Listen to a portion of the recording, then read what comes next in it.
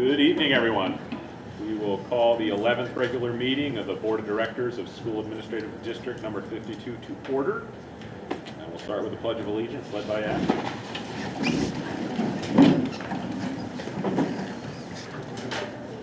To the flag of the United States of America and to the republic for which it stands, one nation, under God, indivisible, with liberty and justice for all. Sit here. All right. We will start with acting on our minutes from the 10th regular meeting. Does anyone have any thoughts, comments, questions about those minutes?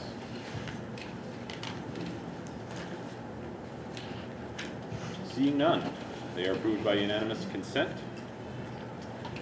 Move on. I do not have a report this evening, so we'll move right into public comment. Before I read the preamble here, is there anyone interested in speaking tonight? Okay. So just as a reminder, I just want to make sure everyone's aware that our board meetings are conducted for the purpose of carrying out the official business of our schools. It's important to note that the meetings of the board are open to the public, however, they are not public forums. At each full meeting of the board, time is allocated to provide for opportunities for citizens and employees to express opinions and concerns related to the matters under consideration by the board.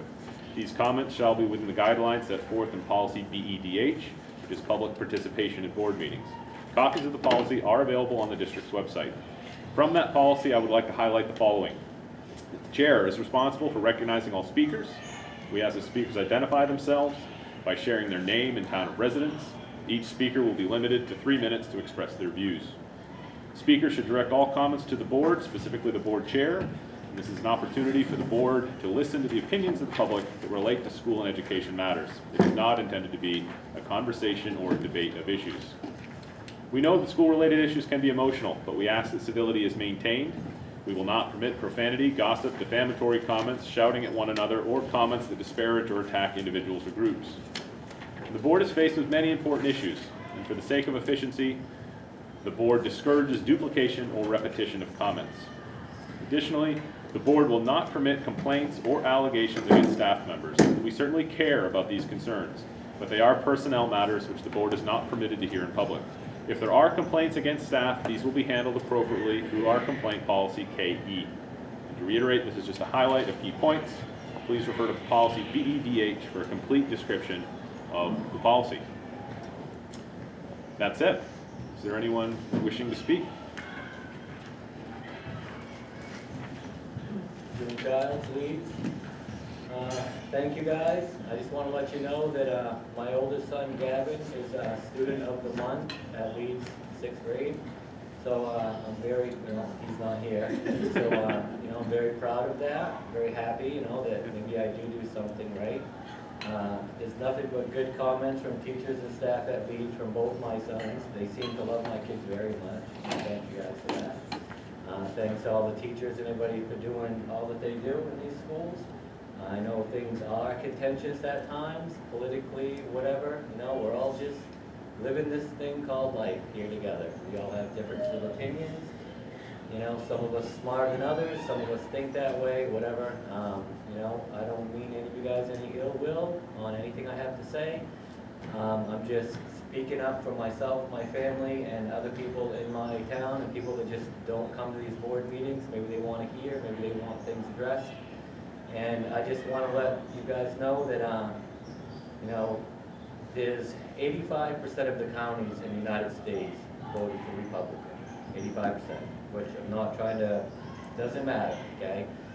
65% of our towns voted that way. So I think that people on this board that think a certain way should stand strong in what you believe. The Department of Education is sending out letters on they don't want to do this or that, It's going to be a very contentious time.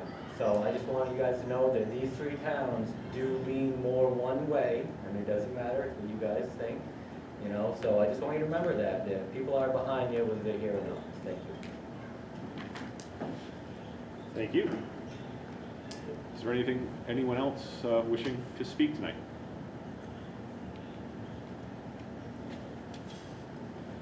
Okay. Seeing none, we will move on to communications. I do have one tonight, which is an acknowledgement of a $325 donation from Jimmy's General Store for Tripp Middle School's Tiger Takeout Pantry program. I think it's worth reading this brief blurb on it here that is from our principal at TMS, Ms. Mates, saying, I am writing to inform you we have received a donation of $325 from Jimmy's General Store. The sales that were made from his parents, Pauline and Bob Italian, for items they sell in his store were donated, and Jimmy purchased food for the pantry from BJ's in Auburn.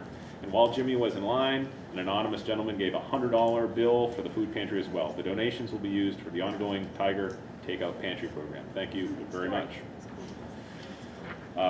Ms. Med. Yep, so I have a retirement. Jim Harvey, Title I-A at Tech 3 at Green Central School, effective January 14th. One resignation, Julie Hardiker, van driver and transportation, effective January 10th. And we have brought in 3 new subs. Very good. I don't believe there are any adjustments to the agenda tonight. It's pretty much what was published initially last week. So we'll move right into committee reports. We'll start with the Finance Committee report. Ashley. Yeah, we did meet tonight. It was a fairly light meeting. The finance team is busy this month getting ready for some tax forms and filings with 1099, so that's heavy on their plate. But we did look at some preliminary ED 279 information that was newer to Alex and I, so we looked at the one from the prior year to kind of have an informative look at what it looks like, and so nothing concrete for what's coming this year. Gabby did share with us that they expect the state share to be the same at 55%, but nothing is final. Beyond that, that's really all we looked at. Like taking the same share would be a victory this year. It's not less. It's not that, less. that we know. It's not. It's 55% Of the whole state. of the whole state. We're a week away or plus of knowing what. It could be a day away. I heard that we could receive our, first glance at it tomorrow. But we'll see. Okay. All right. Any questions for Ashley? Thank you. PTB committee. I would say Kyle, but Kyle unfortunately couldn't make it here tonight. So I think substituting for Kyle will be Alex. Yep. We didn't meet tonight, but we met yesterday morning at central office, and it was not light necessarily, but it was kind of an ongoing discussion about the list of capital projects that we have facing the district, some big, some small. We got kind of a sneak peek of Dave Coburn's budgeting process. In his budget proposal this year, he's going to try to work in some more preventative type maintenance for some of the buildings that are having issues show up that we're going to try to avoid doing all at once. For example, windows and sashes, some boiler gaskets. He's hoping to do yearly chunks, so as opposed to replacing a couple hundred windows at the high school, he may do a few dozen or a dozen each year. So his budget will change a little bit. It'll be a little higher than in years past, but it's kind of a proactive approach to how he's going to start going forward. We had a list of projects presented that we're hoping to be handled by current capital reserve accounts and the unallocated fund balances that we can hopefully move to those accounts. Those will be the LCS roof, the TPS water issues that we're having, which is in relation to the storage tanks, possibly a new well because of pressured issues. And the LAHS elevator is at the end of life and needs to be replaced. And then we moved on to a list of much larger projects that are probably going to be outside of the normal scope of normal budget. So we'll be talking in the future about other options we have. I know Carrie's preparing a presentation for the board, maybe next meeting, maybe the meeting after. Hopefully next year. So, all your questions will be answered here. I don't know about that. Want to bet? I would hesitate to say that. Yeah. Well, I was going to say, I already have. Yeah, go ahead. My first question falls under the elevator. end of service, does that mean it's taken out of service? Is it can no longer be certified? Why, you know, if it's still working, It was described to me as end of life. but, I believe it's original to the high school. Yeah, it was So- broken a couple weeks ago. I know it was shut down for a while, so Okay. I'll make sure I have more information about I that. just wanna make sure it's just, you know, okay, it's old, but if it can be repaired and still used for another 10 years. Right. End of life, and sometimes you're lucky and get an extra 5 years out of your life.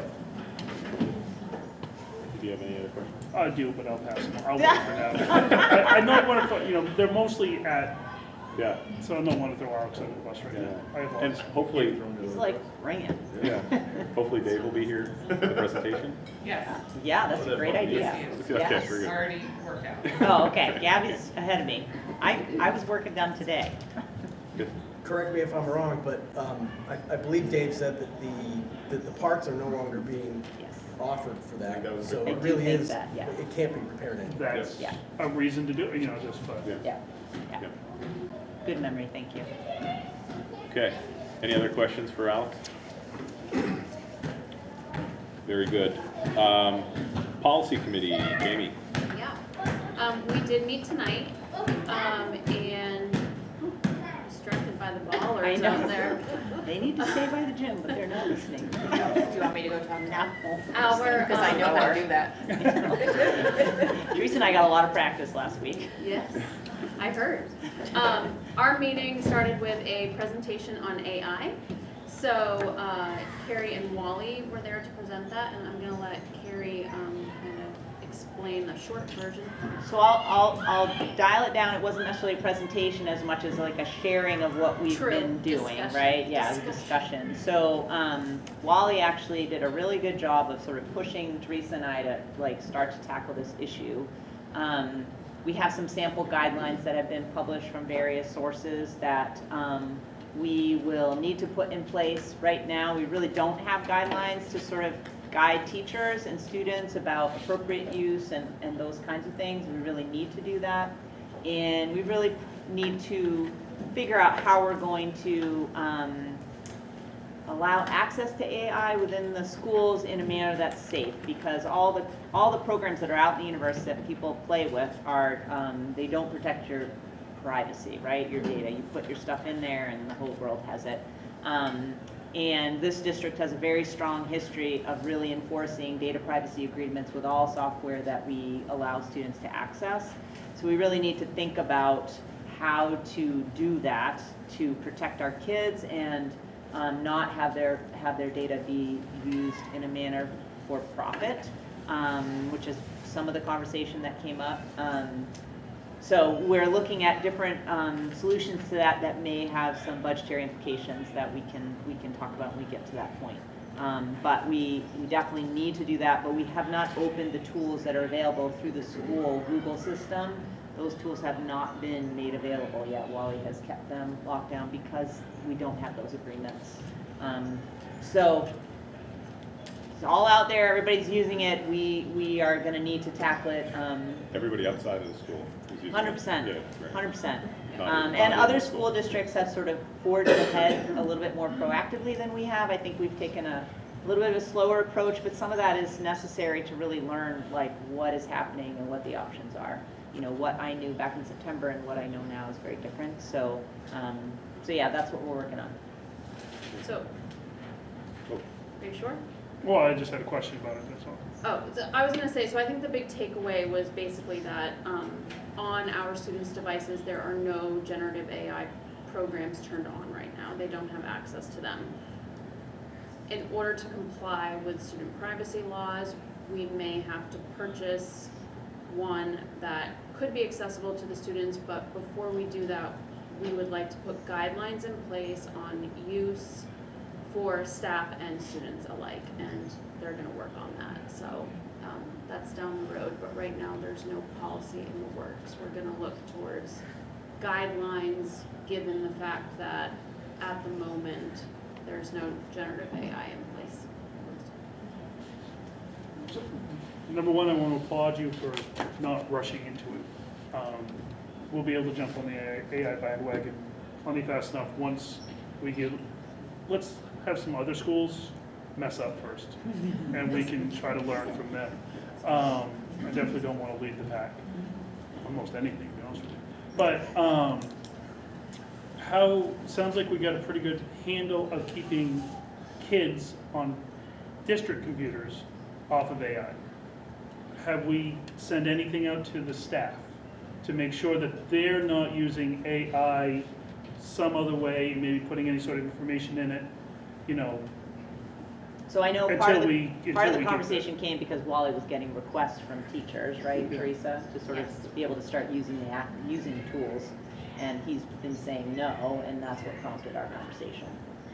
So just to make sure, but I just want to make sure that they're not finding, you know, some of our teachers, you know, I applaud them for going above and beyond, but might be going above and beyond before we're ready for them to. So I think it's two things. There's one, whether or not they're using it for their own practice, but whether or not they're using it with students is a very Yeah. different thing. So I Well, if don't, any sort of student information is getting into it, in their practice, I just want to make sure that Yeah. they understand that we're not ready as a district until we have some guidelines. Well, and that's kind of the thing, there's no guidelines right now. Yeah. So there's really no rules right now. So Right. the guidelines are going to address that, and that's what's coming. Wally did address that specifically, that he has had conversations with teachers about, like, you know, if you're, like, you can't obviously put in, like, you might be able to put in, like, what are some good IEP goals, but you can't put in any student-specific information into any sort of, like, I think everybody has been appropriately informed of that, but I think that, like you said, it needs to be in guideline form in writing. And I mean, teachers we get need that to- training anyway Of about course, student privacy and yes. what they can't be shared, so Yes. it's not like this new tool would make them think that the rules are different, right? Right. But it's a new tool with new bells and whistles, so I think you're not wrong. I would never assume they would do it on purpose, Yeah. it's just the idea of like Yeah, Yeah, unknowing, yeah, yeah, because it's a whole new world for all of us. yeah. yeah, and Wally did bring that up, it was, yeah. And then other than, are there any more AI? Other than that, we did suspension of students policy, and we did volunteer coaches and school volunteers, which when it comes for first reading, those were merged together into one policy, since volunteer guidelines or, you know, rules fall under both, so it was just easier to merge them into one. So you'll see that in the future. Great. Anything else? Very good. We'll move on to the curriculum committee brief. We did not meet tonight, so our next meeting is February 6th, 5:30 at Levitt Area High School. Thank you so much. Coral is not here tonight, so we shall move on to our administrator reports. The first administrator up is our principal from Tripp Middle School, Ms. Mates. Hi, good evening. For my administrative report, I updated a couple of the pieces that I've been presenting sort of monthly around the student data. We had not closed out progress reports for trimester 2 yet, but we do meet weekly with each team, so I updated our bar level descriptors as of last Friday. And then continuing to highlight some really great hands-on, engaging activities that are happening. This one shows through the work of the common planning and assessing the science classrooms on all 3 teams that we're building marble roller coasters using the bottom. Very good. Any questions? I like the 83% of students in extracurricular Yeah, activities. pretty That's awesome, great. right? Yeah. Any other questions, thoughts? Thank you so much. All right, our next administrator report will be from the principal at Leeds Central School, Ms. Bartek. So we are continuing to work on our grants and monitoring our attendance on a regular basis, monthly basis, looking at some staff development options, working with Farmington to help us with inclusion, and reading a book about Clarity to see if that's some other PD that progress, so I don't have any, like, hey, we're doing better yet, but I should have that next time because they are currently testing. Things seem to be going well at Leeds. I mean, our attendance, we had a record number of perfect attendance, but our chronically absent is also up. There were a lot of sickness in December, so Yeah. we're plugging along.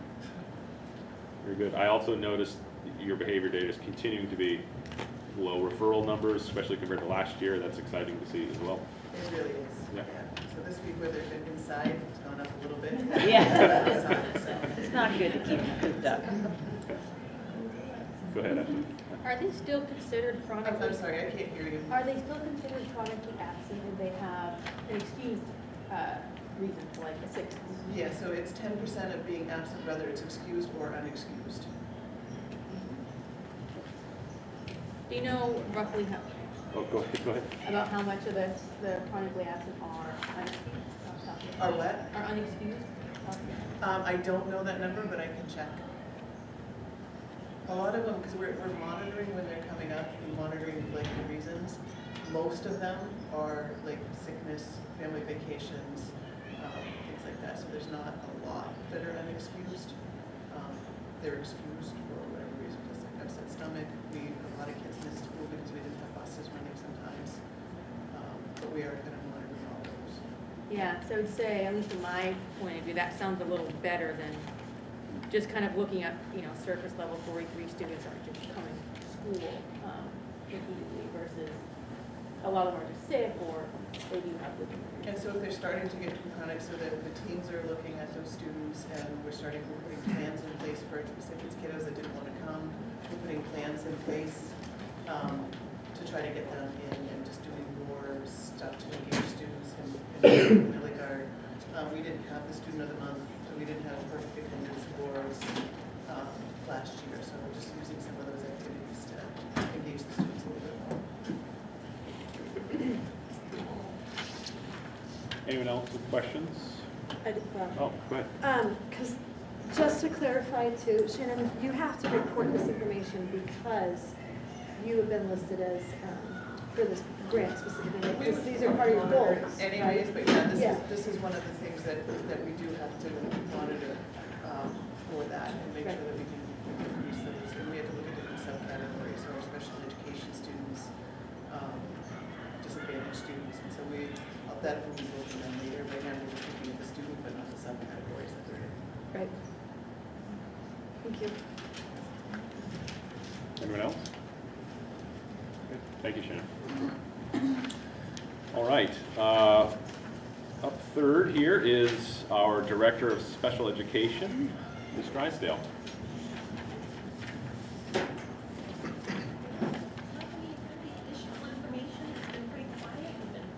Yeah, I was just going to say, there's a problem, there's like a background noise going on in the I think ceiling. it's the gym too. Yeah. Yeah. Start off soft. So I don't have a lot of extra information to add. If you have any questions, I thought this information would be helpful heading into budget season. It's helpful to know how many teachers we have, how many students we have, service providers, so you get a sense of where all of the staff in the department are located.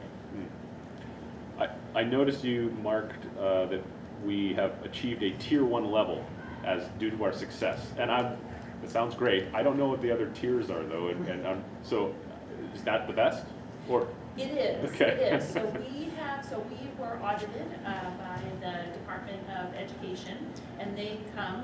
Usually it was every 3 years. They come and they review all of our special education paperwork to make sure that it follows within the regulations. And if we're falling within the regulations, then we are also not at risk for complaints or lawsuits and things like that. So it's very helpful to make sure that we get that feedback in many different ways. So as part of that, we are now put on a multi-year plan where they're going to be coming back, I think I wrote on there, 6 years. Moved from 3 to 6 years because we were in compliance for the most part. We had a couple of areas to tweak, and we tweaked those and sent the information to them. So now we're on a tier 1 plan. So it's I guess it's the least amount of oversight, but in the meantime, it means that we really want to work hard internally to make sure that we are definitely meeting all of our obligations and completing our paperwork, following the regulations. Yeah. Well, congratulations. Yeah, thank you. Anyone else have a question? Yes, Jamie. I didn't know if there was an update at all for the board on taking on servicing the 3 to 5-year-olds. We don't have any additional information other than we did complete the we met the February 1st deadline in being able to, and Superintendent Med had filled out the application to be able to move forward to be part of cohort 2. So as we're being part of cohort 2, I'm sure we'll be hearing more information. We're in the process in the next couple of weeks, starting to reach out to families and going and observing children to see what their programming, what might need to look like in the coming school year. And going into budget season, because we're in cohort 2, this is fully funded by grants, so it shouldn't affect your special ed budget adding in that extra services, correct? Correct. Okay, awesome. I see the list of staff. How many empty positions are there right now, or open positions that we haven't been able to fill? We have all of that, so the only vacant position is we have a handful of ed tech positions. So we have about, roughly, in the last couple of weeks, have about 20 ed tech vacancies. But again, most of those are filled by daily substitutes, long-term substitutes, and contracts. But we have all of our teacher positions filled. We have all of our service provider positions filled. We do have multiple, because we do have a school site contract provider that's contracted, and we also have multiple speech providers that are contracted, but everybody else we have as district hires. Great. Yeah. All right. Anyone else? Thank you so much. All right. Moving on to the assistant superintendent, Ms. Gillis. Over the past few weeks, I've been able to be on site to visit Leeds Central School, Green Central School, and Turner Elementary School, watching the implementation of interreading in our classrooms. I've been able to, through those 3 schools, see all grade levels and watched both small group and full group work. It's been really a great learning curve for me. And at TES yesterday, there was enough time that I was able to meet with the teachers and get some ideas from them on ways to support them during this implementation. So that's been great. On January 28th, the day after our workshop day, the Math Standards Writing Committee will be reviewing teacher input, which will be gathered on January 27th. And we're going to begin finalizing essential standards for mathematics. Our integrated multi-tiered systems of support work, our leadership team met last week with Dr. Apgar and Dr. McLeod from UMF, and I believe almost all the principals were there. A few were out, and Rebecca, Carrie, and I, and we were able to learn about the laws related to integrating students into classrooms. And it was interesting because when I was at TES yesterday, when I was in a few of the classrooms, there were students there that had IEPs, and I was not able to notice the difference. They had some support staff in the classrooms. One had more than others, but the students were all just working at varied levels of performance. Professional development, the plans for January 27th, I think they're finalized. The elementary staff were going to be at Leeds Central School with breakfast and lunch provided, thanks to Dave Roberts and his staff. And last Friday, the Gifted and Talented Selection Committee met to review the applications for the Gifted and Talented program, and 32 new students were identified for academic support, and tomorrow we'll be reviewing applications for visual and performing arts.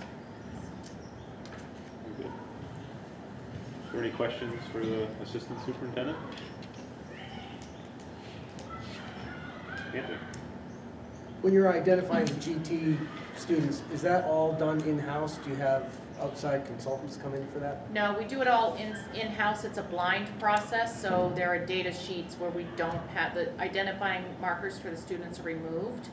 And we use a variety of data, including their initial referral, which could come from teachers, parents, or students can self-refer. Thanks. Anything else? Okay, thank you very much. We will move on to our superintendent, Ms. Med. Yeah, so as everybody knows, Teresa and I were supporting Turner Primary School last week, 2 weeks, in Kim's absence. And I just wanted to say out loud, Maureen McDonald, who's the school counselor here, if this had been last year where we didn't have a school counselor, I don't know if Teresa and I would have survived. She was awesome. She stepped up. She was fantastic. And the administrative assistant, Sam Emons, was like truly awesome. So just wanted to say those two staff members really helped to keep things up and running in everyone's absence and keeping us, or me. Teresa's a pro at TPS, keeping me from really screwing it up. I wanted to follow up. I reported, I don't know, maybe a week ago now, Power School reported a breach of data. Power School is our student information system. I think the best news is that as a district, we do not store social security numbers in Power School. So we have not received any additional information about what other information was pulled beyond names, addresses, contact information. Power School has notified us, as they must in their legal obligation, they will be notifying the individuals whose data was accessed and providing them with the 2-year credit check. Like I've had that happen before. I think the DOE had a data breach with those of us, maybe with certification, I can't remember. So I will put out one more notice to families sort of with the information that I have, and then they should be hearing directly from, and it's actually staff members who don't work here anymore. Like it went back years in Power School, so there are people that we don't even have as employees. So Power School has that information, and we'll reach out to them and do all the credit check piece that they're obligated to do. So that's where that is. Can I just? Yep. I just want to clarify, it was not any result of our own staff. No. This We was didn't do a anything. Power School. Nationwide. Nationwide Power Yeah. School breach. Yeah, it was on their systems. It had nothing to do with any sort of lapse on our end in terms of online safety or anything like that. We didn't have anybody breach our system, get into our stuff. Okay. Yeah. Is there a reason why older, like people who worked here years ago, why their data is still in there? Because Power School is, we've had Power School forever. I don't know how long it's been here, but it would be no different than like the financial software that has. But it's not purged No. at any intervals. No. Not that I'm aware of, let me clarify, Okay. but I can ask the question.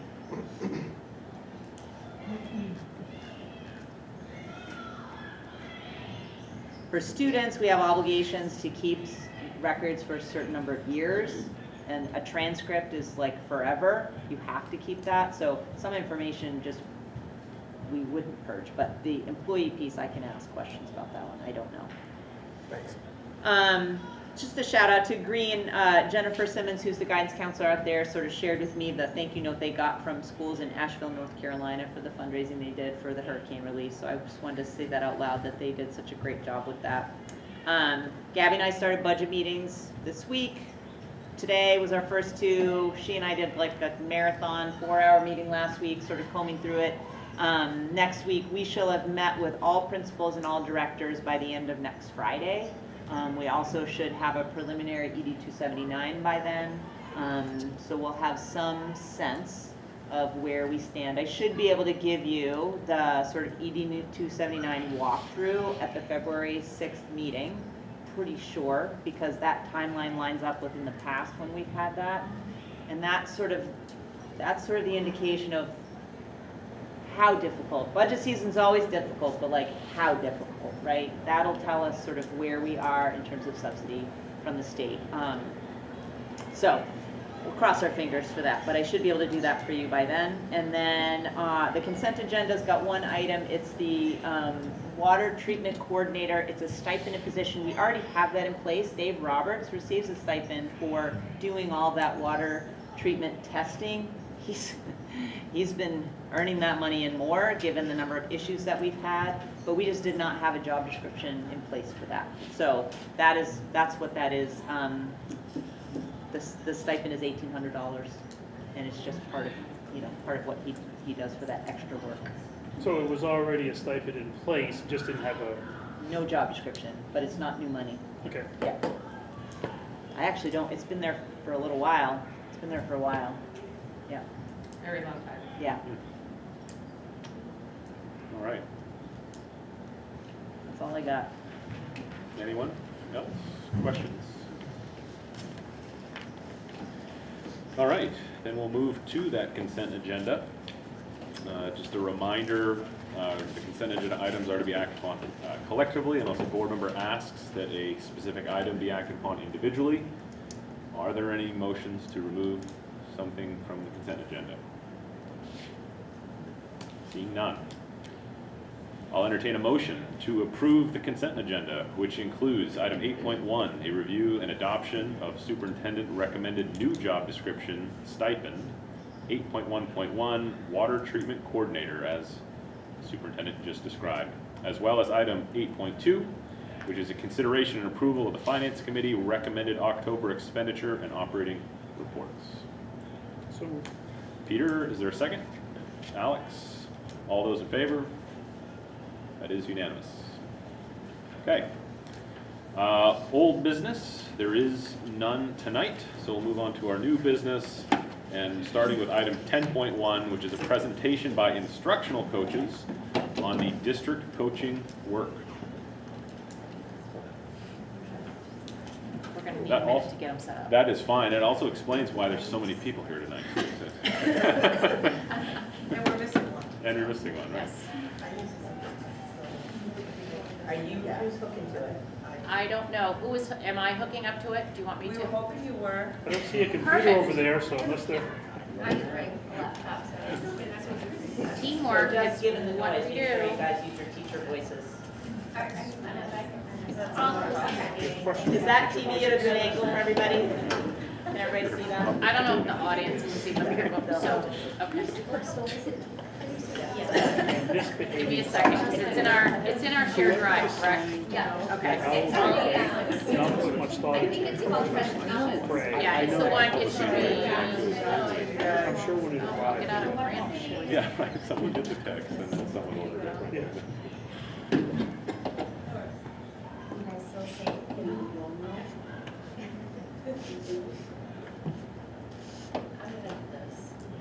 Do you think what that is? No. Isn't Like, Turkey? Florence? Florence. Yeah, I was. I don't know why it looked. You were thinking of the Taj Mahal? No, Do you no, think you're it's thinking the Turkey. conference? Yes. I was. It sort of reminded me I of believe pictures it I've is. seen of It Istanbul. is, okay. It looks I think Italian. so. when we We're gonna got find here. out if I get some think it numbers was on the bottom. TV. I think it was the TV from the conference room. I think you may need to do. Clearly we don't travel much. I did one like half credit for a picture class in college. That looks Italian to me from that Oh, limited shoot. information that I There you have. go. That's it. I think I just sent it to the art room. Hold on. What's that one called? Conference art. You got it. Thank you for your patience. Thanks, Karen. Whoops, hold on. Go back. This is what really happened in classrooms. Do what? To do like this, for like, go to the next slide? I'll just try to stay in sync with you. Okay. That works. Okay. Or you can direct me. Do you want me to go to the next slide? Yes. Okay. I would go with signal. I would go with signal, just so we're clear. It's not moving. Oh, it's sugar. Berry, hold on. Casting this tab to conference. Stop casting. It did move on your Hey, screen. we're black now. I know, it moved on my screen, but I've got to make sure that I'm We're back doing in it. Asia, now we're at the sky. Look at the stars, aren't they pretty? I've got to cast from sources. Cast Anyone screen. catch all the Northern Light activity we've had I lately? have not. I'm asleep. Yeah. I normally hear about it the next day. Come on. I went up to look one night, so it's like, I seen it once in Northeast Cary. Oh, I yeah. saw it once up there. Other than that, it's just like, whatever. That's the one that worked before. Like,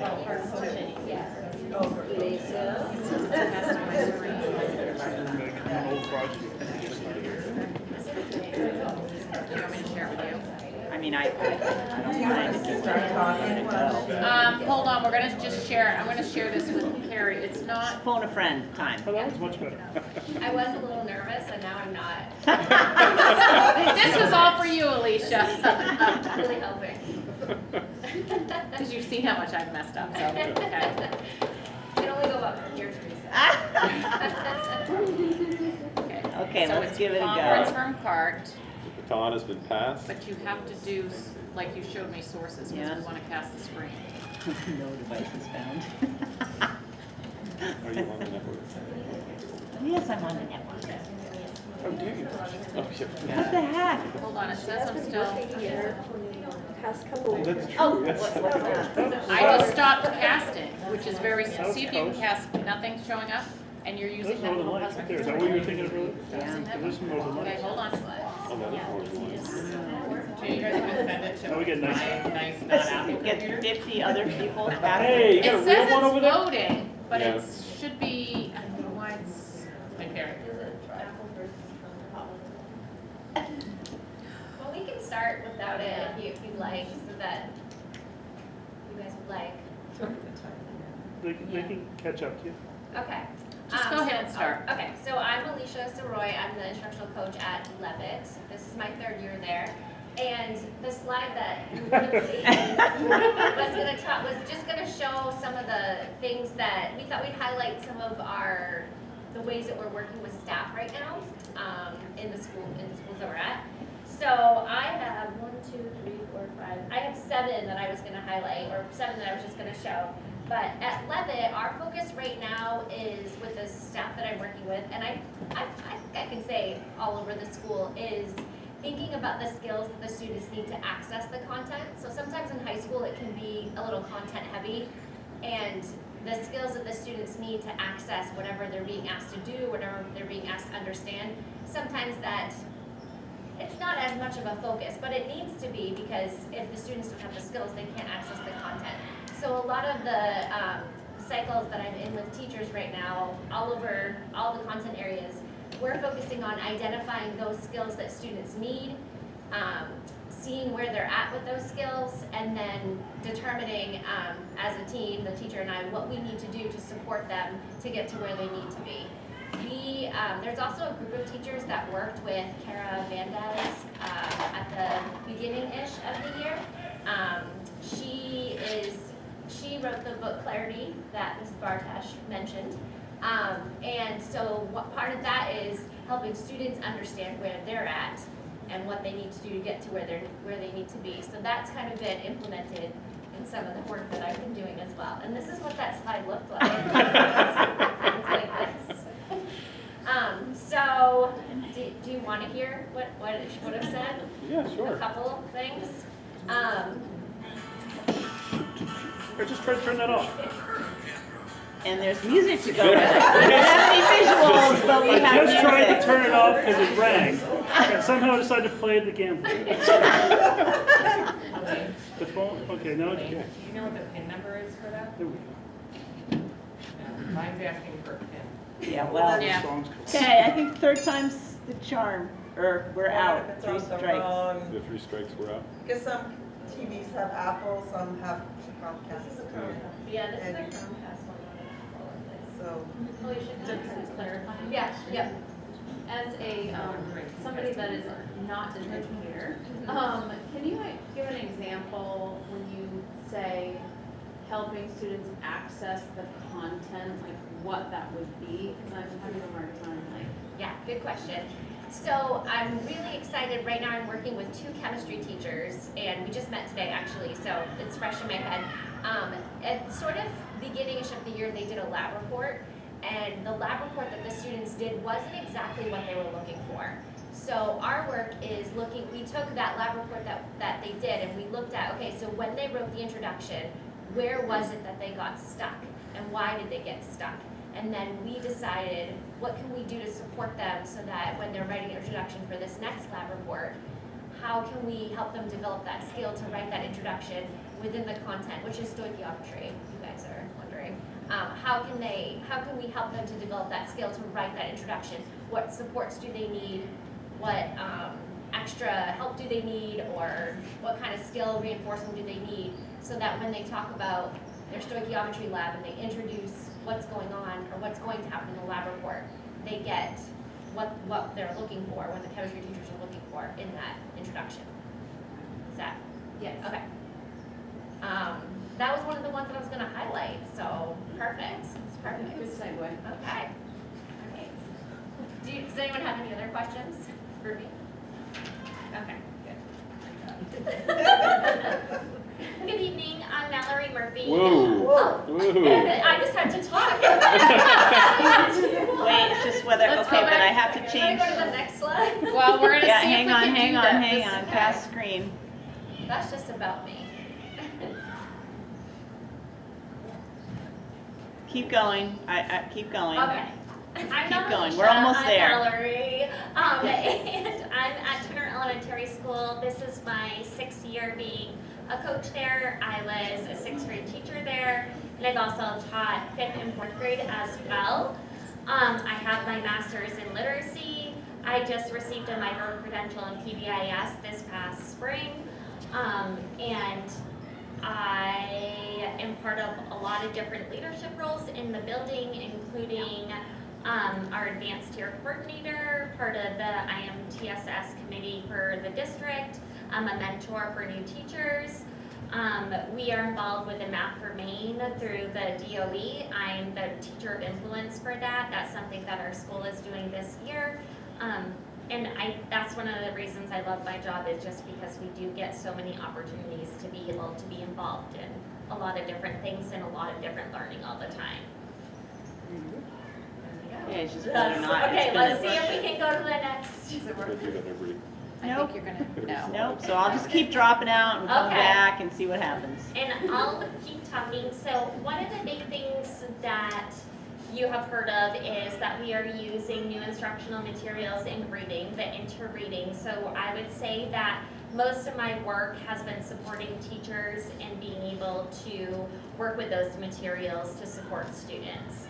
I was lucky to have the opportunity to long-term sub in 5th grade and teach with those materials, to really put myself in there and to be able to see how it really went. I thought that was an amazing experience to be able to do that. It was under some different situations, and I just felt like I should do that, and I'm glad I did.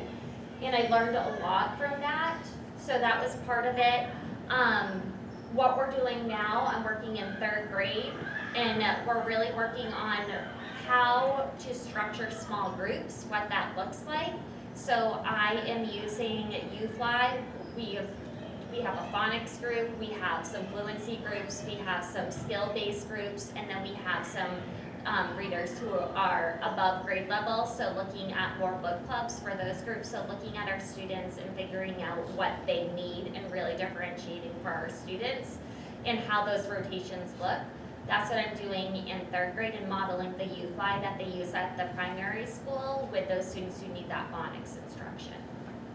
In 4th grade, one of the big things, because we are moving towards inclusion, and we're doing a really great job at our school, and our teachers are so excited, and as Teresa mentioned, you can't tell like which students need that extra support.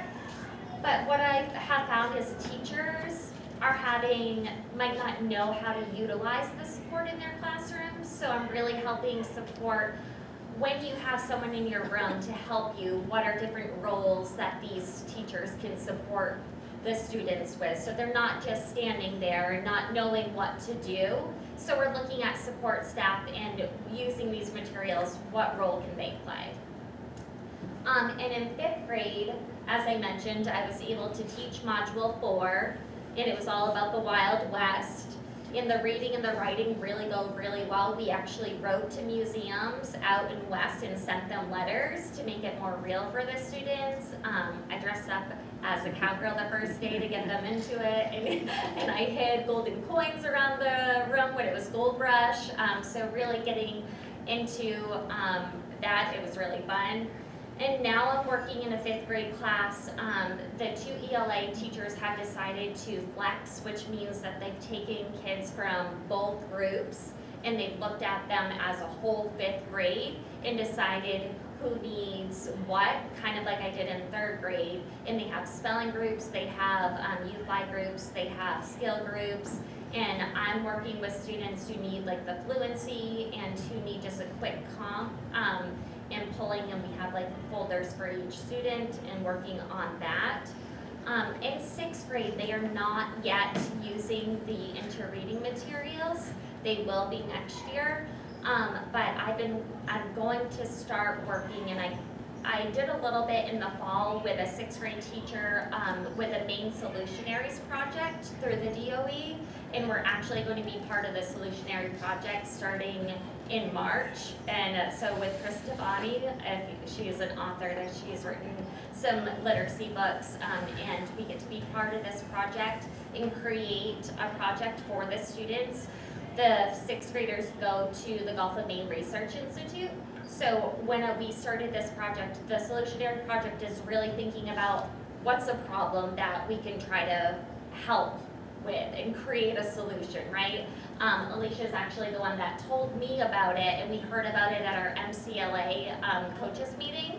And so I brought this information back to the 6th grade teacher, and she was like, I would love to try this. So with the Gulf of Maine Research Institute, we started a little bit of it, but they didn't quite get to the action planning. They came up with a problem, they came up with some solutions, but didn't get to try to act on that solution, which is what this project is trying to get them to do. And I have a cousin who does oystering in Maine, so we got them set up and did an interview with him. So really trying to get the kids more exposed to things and try to come up with solutions for that. So I'm excited for that. I know that they're already asking for, like, to look over the 6th grade units or modules for the inter-reading, so I know that I'll continue to support with that work too. Any questions? Thank you. See if I can get Elaine's bio up there. Try one. I'm just gonna keep trying. I'm just gonna keep trying. But it's not doing anything. My name is Elaine Hammond. I am the instructional coach here at our Mary School. Same as Mallory, we are the 2 remaining coaches that started instructional coaching in the district. So it's wonderful to see that progress that we've made and the changes, and the addition of our colleagues has been amazing. So, I don't know if you can see what I can see, sorry. Sorry. Changes. I also have a master's in literacy. I was a classroom teacher, elementary teacher for many years. I've done administration. The wonderful part about this position is that we are involved in all aspects of the school. I also am involved in the PBIS committee. I'm on the ATT committee. I'm on the leadership committee. So we see the school as a whole picture. And so we can be helpful in many different ways. And so it's helpful for the teachers. We know the kids.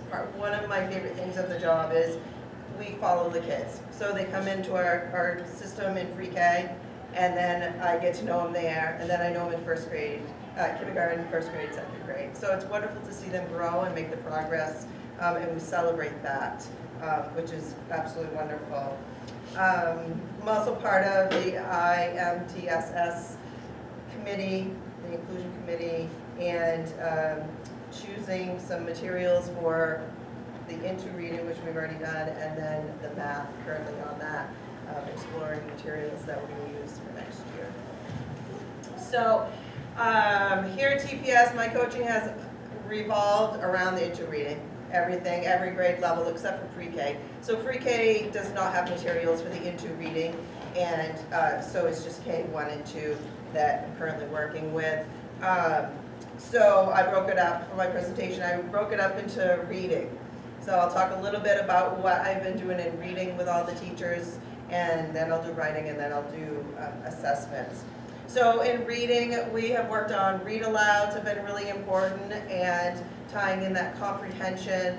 The materials have given us these little sticky notes that go in every read aloud, so teachers are asking questions, not just simple questions like what color was the dress, but how do you think the character felt and why, and find evidence.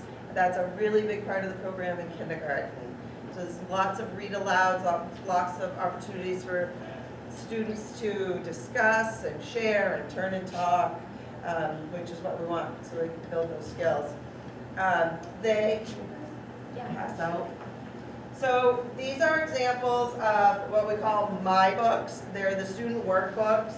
If you just want to kind of rotate them around. I bought examples of K1 and 2. In kindergarten, there's only one book, and then in 1 and 2, they have multi-book volumes of the books. So students are using these books. There's stories in the 1 and 2, there's stories that children are reading. Teachers are using them for the kids to highlight, to circle, to write, to read. They read them together, the teacher reads with them. They're completely immersed in stories, different types of stories. They're using the vocabulary. There's these great cards that the teachers use to show them examples of vocabulary words, how to use them. Then they talk about them in the book. There's just so many moving parts to this program. In 1st and 2nd grade, they also have what's called Start Right readers.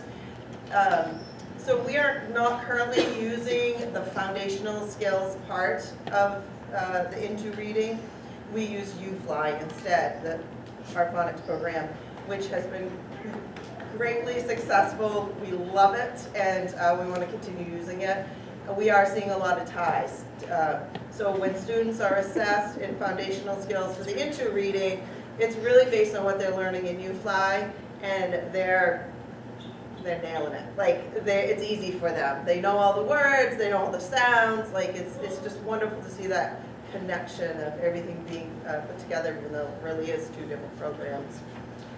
So the Start Right readers that students are reading is based, they're like what we call decodables, and so it's words that kids can decode based on the foundational skills, which is our UFly, and they're using them in different groups. So if we have students who are reading at a higher level, they can use different stories, so it gives them an opportunity to differentiate within their classrooms as well. We also have the Rigby readers, which are books by themselves. They're not like a collection of books, they're books that kids can read. Teachers are starting to use those more. Those are like a leveled book so that we can put kids in groups and use those. They're bright, they're they're new, so the topics are new. They're interesting for the kids. There's lots of animals and stuff like that kids like. So we are starting more and more classrooms are working with those. I've been working a lot with teachers on how are we going to create small groups, what are we doing in those small groups, what are materials. Everything is also online. The digital piece is big. It is really big. There's so much to click on and check out, and PDFs and digital, and so we will continue, we have, but we'll also continue this year to, yay, it worked. For now. There it is. For now. Yeah, okay, I won't Don't get say too it out loud excited. too long, but, so we will continue to explore those, and every week it seems like we're doing some new piece, we're learning something new.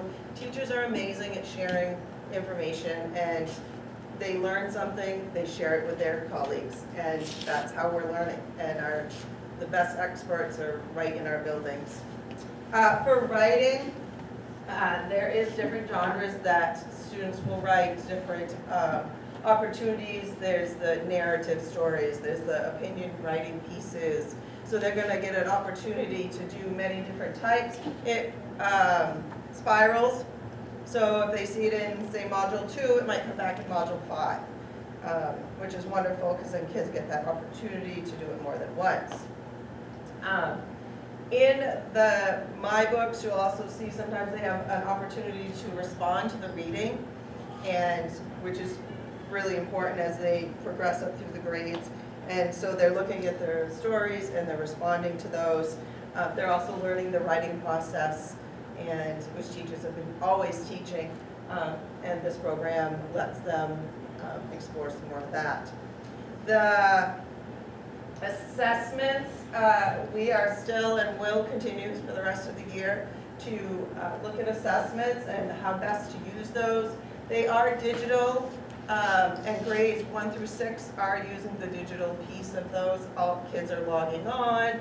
They are taking the assessments online, and then, which is great for the teachers because it automatically scores for them and reports back to the teachers. So the teachers don't have to spend a lot of time making the data that they're looking at. Kindergarten is using paper still. They want to start exploring the digital piece later, but right now the kids just aren't ready, and so they will when the kids are ready. So,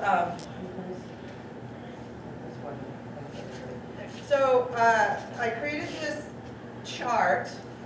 There are different kinds of assessments in the into reading. There's weekly assessments, which you can imagine are given weekly.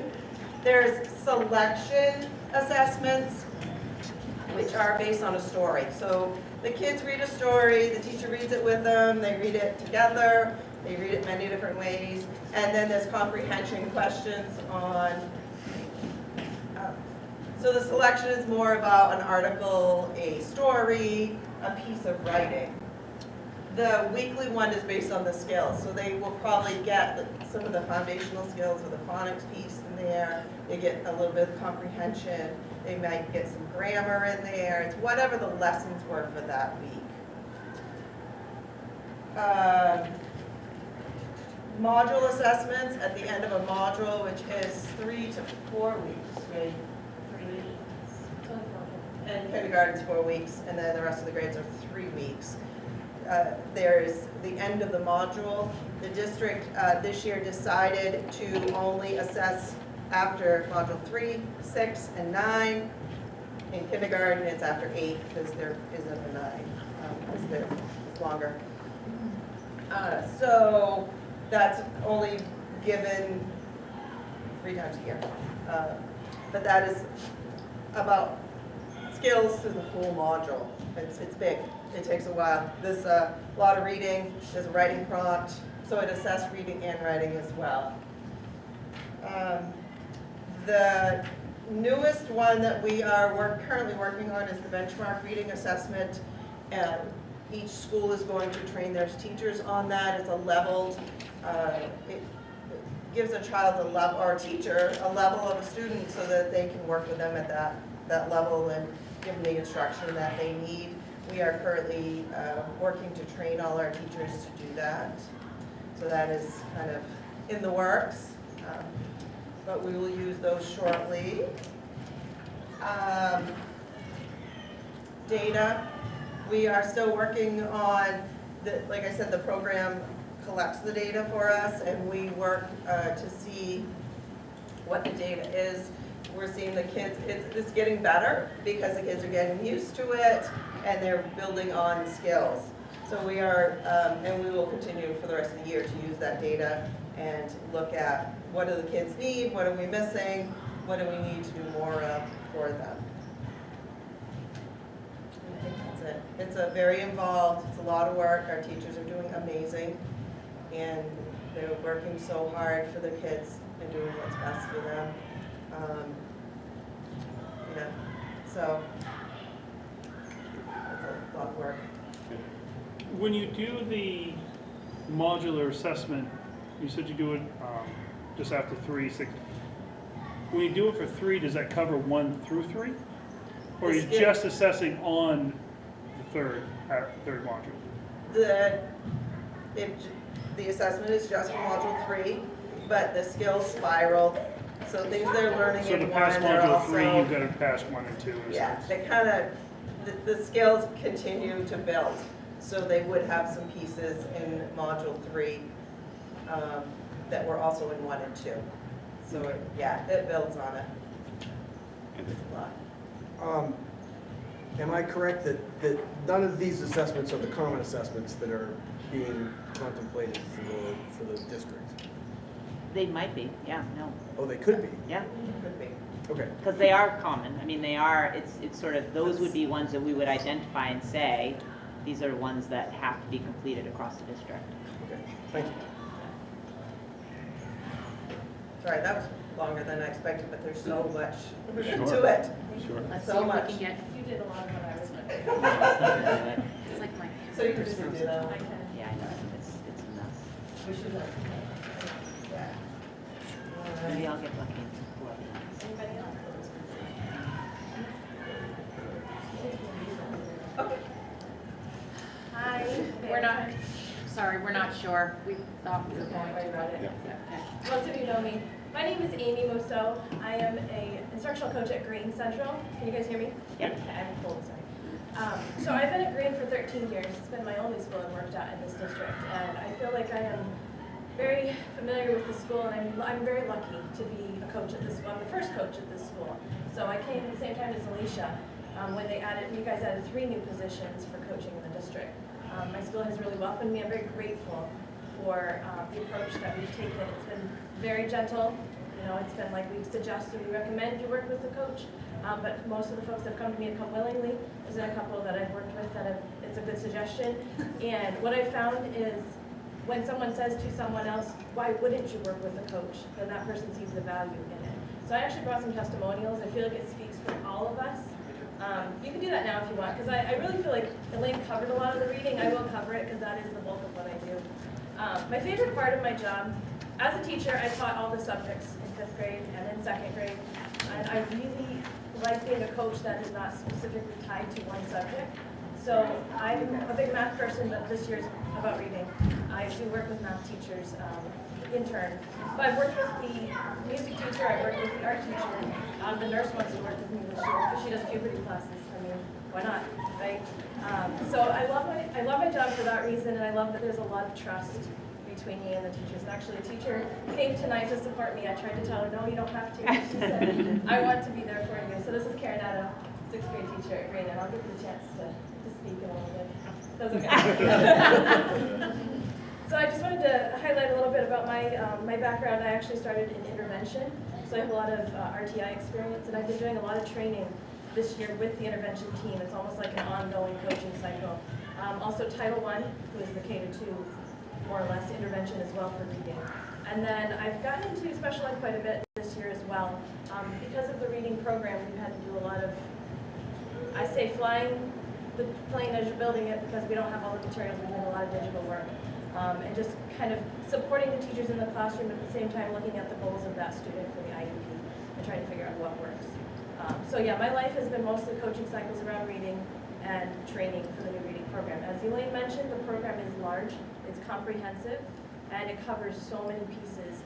Really, I feel like it's designed that once you get into it, you bookmark what you want, and then you use those pieces on a daily basis. And teachers have started to see that. You don't want to go in and say, well, I want to touch on everything. It's impossible.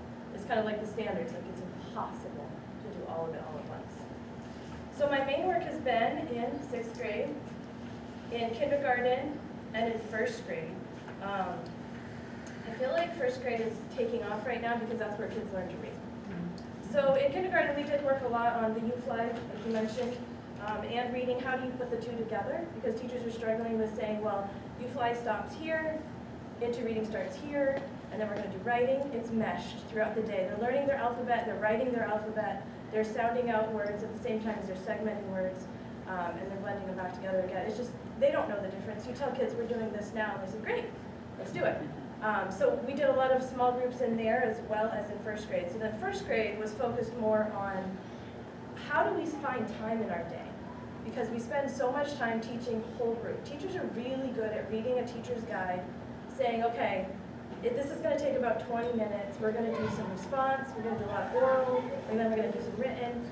Now I need to meet with groups. When am I going to do that? And so we've sat down and we've hashed out the schedule many times. And we came up with a schedule that, in my teacher's words, I can do it even if you're not there. That's the whole point. Because if I'm there, that's great. but we can't count on another person being there. So she is now meeting with 4 groups on a regular basis, seeing every kid every day, every week. It's pretty incredible. It's hard to make sure that the kids are growing, so we're using UFly in addition to the assessments. The assessments, and I'll speak for Teresa because we've felt this way already, is they're not accurate yet. There's pieces that have to do with the digital access. Students aren't used to taking things online. So we are using the scores and looking at, okay, well this kid did do well. What set them up for success in that environment? What can we do to replicate that in another environment? But we have UFly where we do progress monitoring, which is the old-fashioned, you give them a sound, they write it, and then you assess to see whether they got it. And in first grade, that's really important so that they can learn to spell, learn to read, and basically just learn to put it all together. The comprehension piece that's into reading is really large. So I feel like that was missing before, and now we have such rich text that we're having conversations about. And so in those groups that we're doing with the teacher, we have 3 to 4 kids that are above grade level, and we're starting to pull in conversations about the text that they wouldn't get if they were just on their own, just independently reading. So we're trying to hit a lot of different skills all at the same time. I feel like we're miracle workers. But we're going to see growth, because in first grade, they grow from like a D/E to almost like a K by the end. They grow more in first grade than they do in any other grade. And that's true, I think, in any school. I'm working with 4th grade that just started, and it's really the same thing. I just feel like I'm on repeat. We're learning how to do small groups. We have a different setup this year where we have 2 teachers instead of 3. So we are actually departmentalizing in that sense, but the teachers want to flex and allow the math teacher to have part in the reading.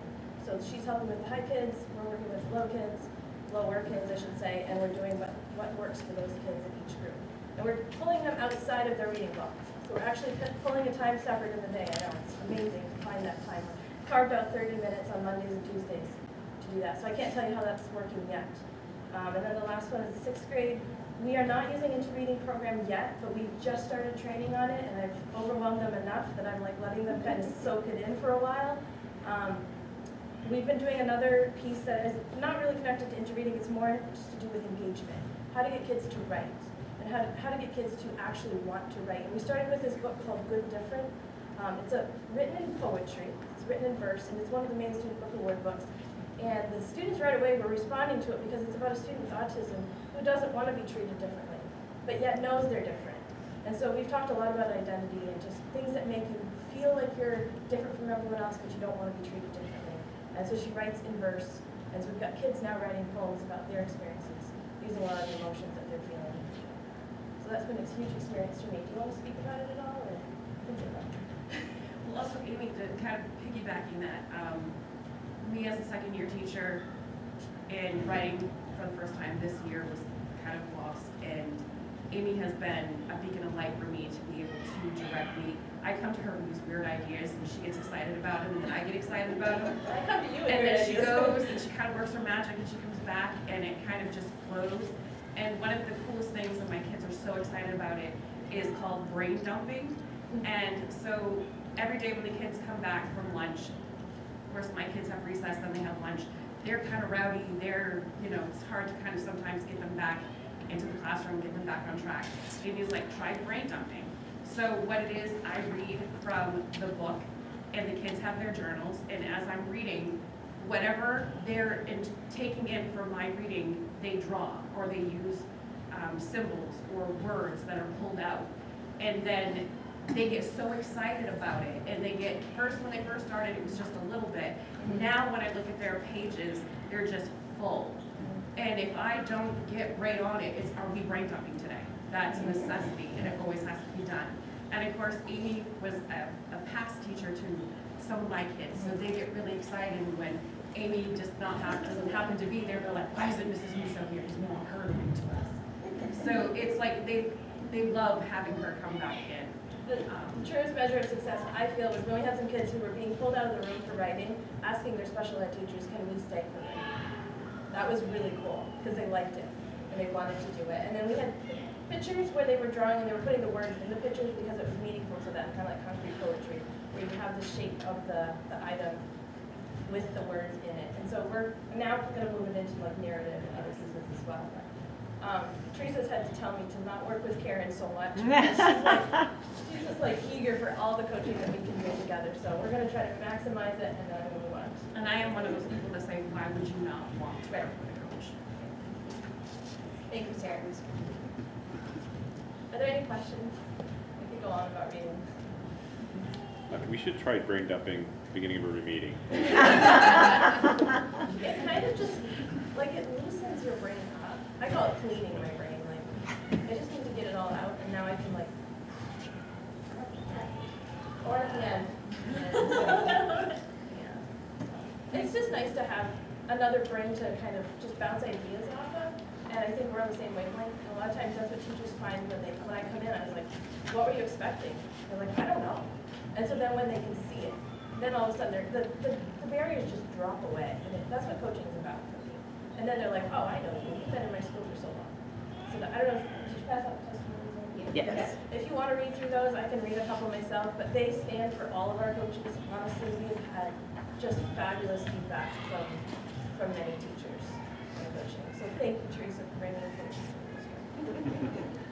And thank you guys for I will add that our 5th coach, we still do have an open position this year. It is not at Leeds, it is at Tripp Middle School. And we're not bitter or anything. And we're enthusiastically looking forward to having 6 coaches next year. Carolyn Panada was not able to join us this evening. She was planning on being here, but was not able to do so. So I feel like her strengths complement the strengths that other coaches have, and it's just been a really valuable experience for me, but for our teachers. As a former teacher, it's not anything that I had the chance to do or be part of. So. Any other questions? Thank you so much for coming. Thank you. Appreciate Thank it. you. Thank you so much for coming. Nice job, you guys.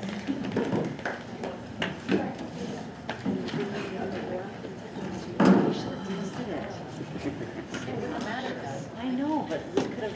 All right. This since you couldn't see it. I can email, yeah, why don't we email it to you guys? We'll email that. All right. No, that was the right answer. Right answer. All right, item 10.2, next item of new business is going to be the, I'll entertain a motion for the consideration and approval of the proposed cost-sharing agreement with Lewiston Regional Technical Center, LRTC. Would anyone like to make that motion? Bree, seconded by Crystal. Get in discussion. And I believe you were about to kick that off, Carrie. You want me to share? Yes, please. Okay, so every year when we do our budget, there's always, what warrant article, Gabby, is it? 3. Warrant Article 3 appears on the budget, and it always has $0 in it, and it's a nail biter when people vote on it, but they always pass it because it's $0. So the reason it has been $0 is because LRTC, which we are part of the region for, has been able to operate all their programs within the subsidy that the state has provided, with some funding from the Lewiston Public Schools, but not significant. Last year was the first year, and I think when we've had conversations amongst ourselves as the superintendents who send to that school, Edward Little opened with more space for technical education, and between that additional space and then the additional transportation funkiness that comes with that, costs went up.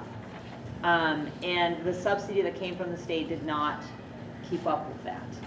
So last year, Lewiston Public Schools contributed $300,000 to the LRTC budget, and sort of the conversation was, yeah, we can't do that again. Like, we've got to develop some kind of way to share. So what you have in front of you is the revised, so there's always been this agreement between the sending schools and LRTC. The sending schools are Lewiston, Edward Little, Oak Hill, Poland Regional, Leavitt, and Lisbon. I think I got them all. And so the agreement's been sort of like how we operate. So I've gone to most of the regular meetings where if there's any kind of decision that gets made, we just sort of agree on it. If there's something major, the director of LRTC will come to the superintendent's meeting and we'll meet then as well. So this is really the most major thing we've had to do. So this cost sharing agreement will be based on the percentage of seats that each school has at LRTC. So when you turn the page to Schedule 1, that gives you the breakdown. So Lewiston has the largest amount. They house the program, they're paying heat, electricity, like they're paying the infrastructure piece of that. Edward Little has the second amount, for the same reason. Their numbers increased when they opened another wing on their new building that provided additional programs. And then the 4 other schools have the same share. So that's just straight up, how many seats are there at LRTC and how do we divide them up so that it matches really sort of those contributions. So like Lewiston wasn't asking for everybody to take their equal share. We didn't take that 300,000 and divide it. It was sort of based on what they're contributing and the number of seats they're getting. How many seats is the 9.68%? Yep, hang on, I have that. So the total number of seats this year was 739. So even though we only, by this agreement, have, what's the percentage that's in there? 9.68%. We typically have more students. The agreement amongst all the sending schools is that no seat will go empty. So if Levitt doesn't have a kid to go to the electricity program, Levitt's going to give that seat to the school that does have a kid, because no seat should go empty, right? There's not enough seats for the demand that exists. So we start with that initial premise of how many seats each school gets, and then there's just trading. Once they do the admission meeting, and if one school isn't going to use seats, then those seats go to another school. So this year we had 12% of seats, even though by this agreement we would only have 9.68. So is that 739 this year's, or is that equal to 9 That's this year's. So that's actually 12% of the seats. Right. So this year we had 12% of the seats. 739 is the total population of the Total school. number of seats at LRTC. Okay, so that's total. We get 9% Okay, of that. Yeah. So 86 kids of that 739 are Levitt kids. Because that seemed like a lot of seats. So I was just like, I was Yeah, impressed. no. That's more than we have at Levitt High School. I know. I was just like, Right. So we typically have more seats we take more seats than we're allotted, but that's just the natural process of how that works and the collaboration that exists. So the cost sharing will be based on that 9.68. So when the budget comes in, last year that amount would have been $32,000. That would have been our share. I don't anticipate a wildly, I don't anticipate $100,000. I think it's going to be something like that or less. It just depends on what LRTC gets for subsidy and how dark and grim that budget's going to be, Peter. So, I had to make tell sure we don't have rose-colored glasses. Tell your friends. Not speak those things. Can you repeat that number? Needed to be dark. Which number? You said last year. Last year, if we were under this formula, we would have had $32,000 would have been our contribution. So that's what sort of I anticipate, unless the 8279 for LRTC comes in, significantly out of whack with what they need to operate. Do we have any input on how LRTC budgets? So is this a prescribed cost to us that they decide, or do we have any? So last year there was a lot of conversation about what the overage was. There were 2 positions that were coming off of ESSER funds that they didn't feel they were in a position to let go of. I think it was an ed tech and something else. Other costs are just associated with, now we have more seats, but it's in 2 buildings. So they've had a director and assistant director running LRTC at Lewiston with 600-700 kids. It's a lot of kids. Now with a second building and a decent population at Edward Little, they're finding that they need another person to be on that campus to keep things running. Supervision of students, supervision of staff, it's magnified. When you look on paper, it's a certain number of students, and when you do the math by the calculation for the 8279, it's by students, but being in 2 separate locations sort of complicates it. It's also, they picked up transportation, extra costs last year. We've contributed a lot to helping with that, but getting kids from Levitt, it used to be you got them from Levitt to Lewiston and then back to Levitt, but now some of the kids are going to Edward Little, some of the kids are going to Levitt, so it just magnifies the cost of that, which if it was all in one building, we wouldn't have that, but the only way to expand the program was to tag on to what Auburn was willing to do, and when they designed their building, they said, we want to expand LRTC, we'll build some here. So it's part of LRTC, even though it's in their building. So those really are the drivers of that. I think there will be, we've never had a presentation on the budget. I suspect that now that we're going to be sharing some costs. Rob is willing to come out here. It may be that he presents to the superintendents and then we share with school boards. If there's anything controversial that we think probably all the school boards need to know, we would ask Rob to come here, and he's totally willing to come out at any time. It's just sort of like managing that, right? Assume Rob is the director? Yes. Rob Callahan is the director, yeah. Okay. Yeah. He's been there for a while, very, very good guy, competent, you know. So that's what I think. Okay. Just an overall general for ORTC, what is how much of a demand are we not meeting? Depends on the program.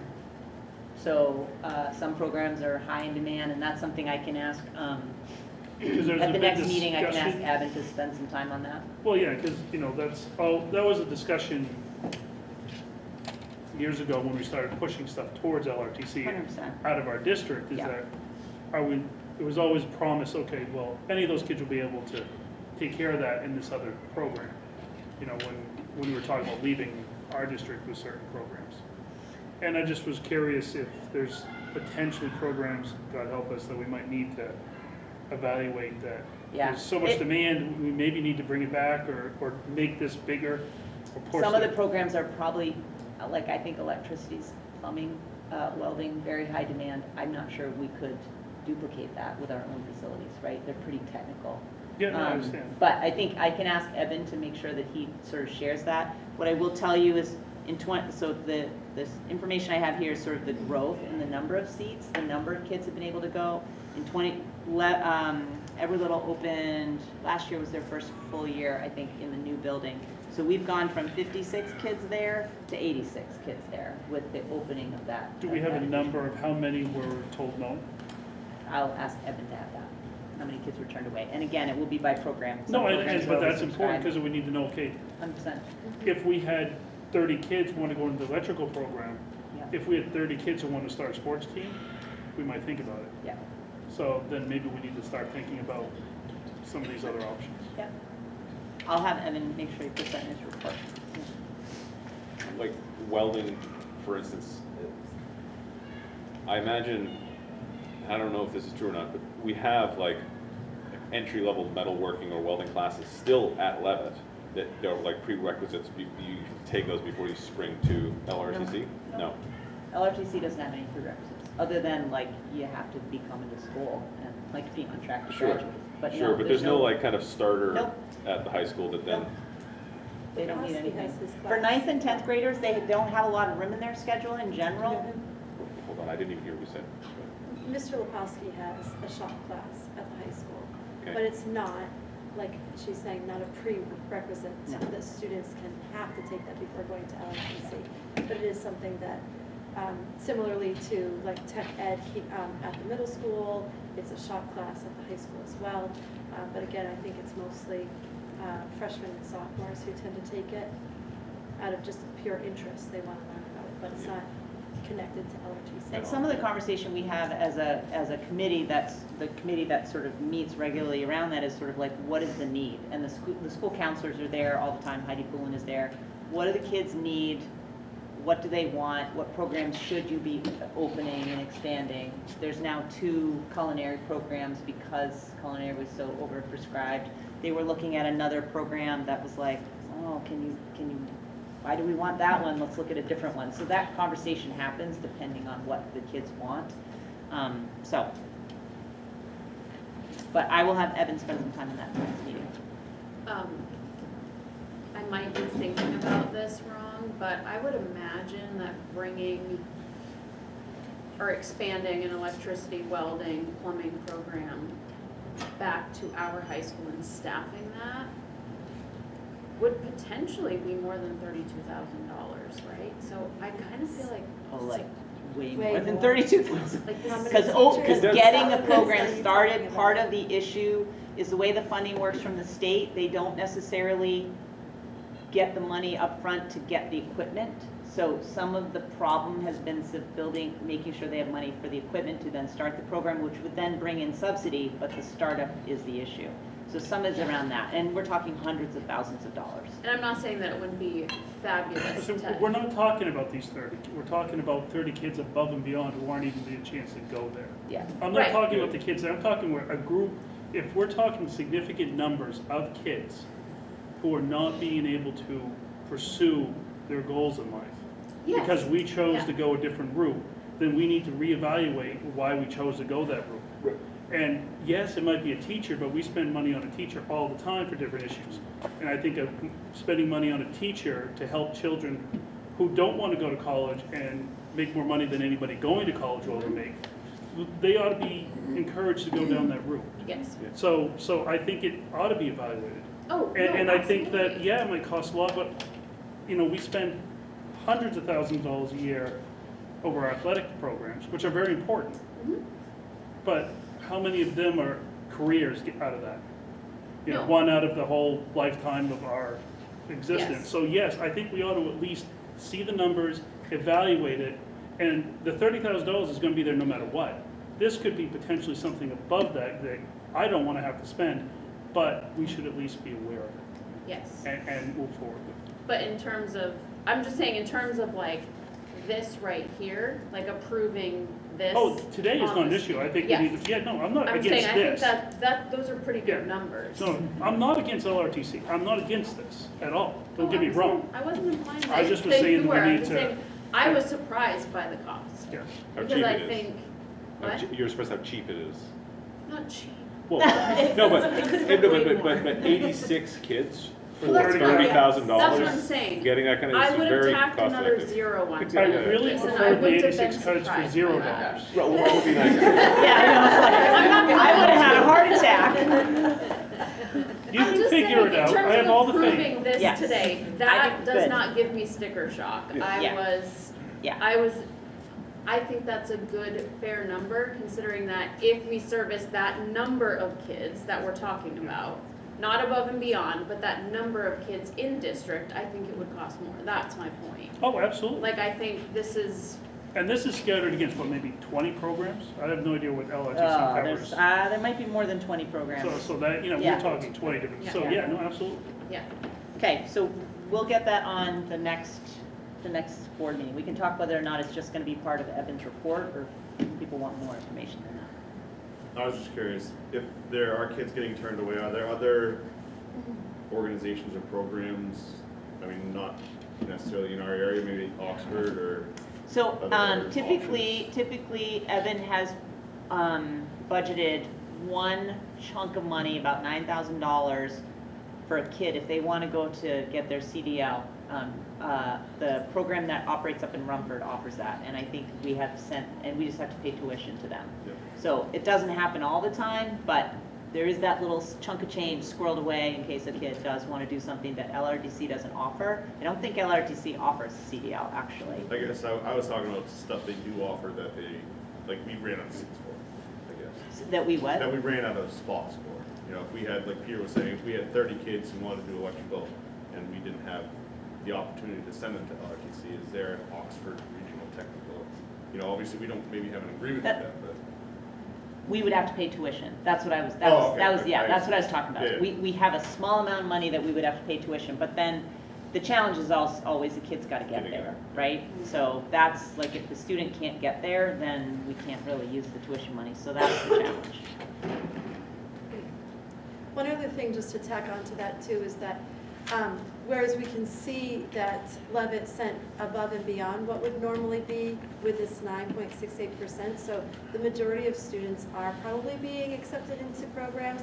I don't think that there's that number of students who are not being accepted into the programs because of seats is probably a very small number. When I worked there, it didn't feel like it was a large hand, like many kids not being accepted into an LRTC program. And they do try to keep kids like for junior and senior year. So like once you get accepted in, again, with all the, you're in good standing, your attendance is up to, you're doing well with your attendance, you're on track to graduate, those students can typically return and do their programs are meant to go for 2 years. So they'll usually be back the second year. And if you don't get accepted like your junior year because of numbers, et cetera, you always get the opportunity to try to get in again, depending on what the program is for their senior year. So it's not saying either that just because you don't get in that you will never get in, you'll never get that training, and now we have this disservice and we need to like send them all out of district to other places. Again, they can do that if that's important to do that, but just know that the program is meant to be hopefully a good, successful opportunity for as many students that want to take advantage of it. Anthony? So if the program is competitive, we're turning, some people are turned away. Yep. What are the criteria for being selected? So again, I'm going to defer and let Evan and potentially Heidi provide more. I think when there is an oversubscription of kids trying to get into a particular program, they do want to make sure, I think it's important to make sure that a kid who's selected for the seat, people feel confident they're going to go all the time, right? Because if you have a lot of attendance issues and you potentially are going to bump another kid that you know is going to be there all the time, you don't want to do that. So the counselors have those conversations amongst themselves about the students who have applied. But they do have to do a physical application, is my understanding. But again, I think it makes sense to have Evan share more information at the next meeting. So we're going to have more information at the next meeting. We will. But I'm not so sure that necessarily means we shouldn't act on the cost sharing agreement today. I think we need to go for it. Yeah. Does anyone feel like they have more questions about the cost sharing agreement that are pertinent to this discussion? Just one. Yeah. And I'm not volunteering and don't want to be. But is this new? The school board member? Yeah. It's so interesting because that came up in the RSU 16 school board meeting, and so the question got asked from that superintendent, and I was like, that's in there? So typically, no, we've had the advisory meetings, and it's been school counselors and superintendents or assistant superintendents, and not school board members. So I think it would be a situation where we need school board representation, but no, there has not been. So it has been past practice, but just not been in practice. Yep. It was not new. We were all like, wait, what? We hadn't noticed it either until a school board member over in Poland noticed it. And that's what brought it to our attention. Okay. Anyone else? All right, just a reminder that the motion on the floor is for the consideration and approval of the proposed cost sharing agreement with Lewiston Regional Technical Center. All those in favor? That is unanimous. Thank you very much. So our last item on the agenda tonight is actually a request to recess for a workshop to discuss the Board of District Legal Counsel. Would anyone like to make that motion to recess? Peter? Second? Alex? All those in favor? That is unanimous.